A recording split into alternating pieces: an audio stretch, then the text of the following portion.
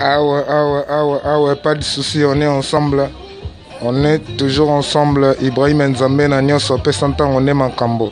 Ma Charlotte et Pigeon Verte Balobi. Troisième vague à coronavirus est donc bana nyonso to pe santan photo mi batela photo mi lengela quoi.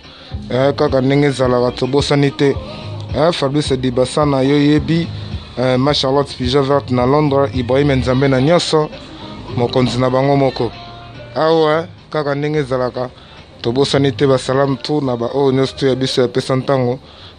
Donc ansindos mobosa kilote na bo sanité place aux ali bébé be secteur. Donc pesa ntango toujours en avant, pesa ntango toujours en avant. Balobi il faut se protéger. Il faut se protéger toujours tant moni artiste na bino bien caché kaka ndenge zalaka indusa to pesa toujours indusa mais lundi lobi makambo. Lobi Makambu, Ibrahim Nzambe na nyonso, lundi, chaque vendredi, chaque lundi, Makambu. Donc, toujours ensemble. Merci beaucoup. Check.